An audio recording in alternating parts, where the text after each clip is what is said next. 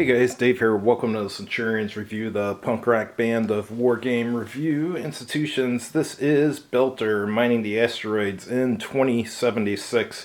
It's from Game Designer's Workshop. I bought this from Len. He used to play this a lot and decided to get rid of it, so we're going to try this out in a couple weeks. Inside, let's go to the rule book. Must be a good game if he played it all those years and enjoyed it. Alright, starts out by talking what the spaces are. You got clear spaces, asteroids, and planetoids. And then let's go to the turn sequence. That's what we're interested in. For the player turn, you have an ore production phase, cargo loading, movement, combat, and then cargo offloading in a market phase. Alright, now it's going into initiative, movement, combat. He said in a two-player game there's not much combat in this, but he said if you play with more players, the more players you play, the more combat you'll have, he said. Alright, so you have fire combat, beam attacks. And here's a fire combat resolution. Looks like you can take hull damage, missiles disabled. Beam disabled, missile destroyed, beam destroyed, drives disabled, drives destroyed, target destroyed, personnel casualties, and now there's melee attacks too. And it's going over maintenance and upkeep here, and prospecting and mining.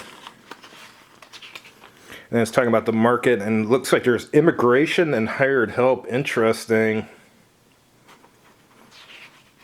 Dedicated personnel, transfers, and rescue and prisoners. And here's going into purchasing equipment, the special regions, smelting, and ship capacities. And you can have combat between installations. Alright, victory. There's a threshold victory where the first player to reach a certain wealth level wins. And then there's a time limit. When the time limit is done, victory is assessed, which I assume it would be done by wealth. And there's an advanced game tier 2. Looks like there's something called a PKF, Peacekeeping Force, which has its own units and its own budget goals and so forth. And here's some optional rules. Here's some of them. I don't know if this is all the counters or just some of them. Yeah, it looks like just some of them. Yeah, they're pretty rudimentary, but this is from 1979. Actually, for 1979, that's about as good as a counter got back then. We'll get to the map in a minute. Here's our salary and maintenance table. And looks like there's 2 player aids, one for each player, or assuming you're only playing with 2.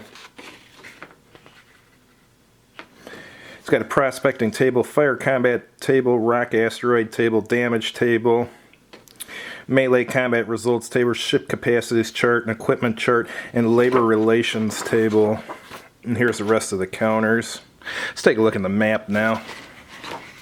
Map doesn't look bad for a map from 1979. I mean, obviously it's just a space map, so it's just basically black, but with some planetoids and asteroids, but definitely looks better than, what was the name of that micro game that used the blue naval map? I think that was that Starfire? Yeah, I think that's the one that used the blue naval map. I prefer this type of map. Well, it looks like I got it upside down, actually. Or did I? No, it's not upside down. Those read from one side and those read from one side. Okay. And here's a magnetic sling channel. Interesting. I guess you use that for extra speed or something, I would guess. Here's a contra-terrain development area. And here's your naval ore reserves up here. Thanks for watching. Like I said, Len and I will play this in a couple weeks, and hopefully I'll have a chance to review it. I have a feeling it's going to be a good review because he had nothing but good things to say about this game. Have a good evening.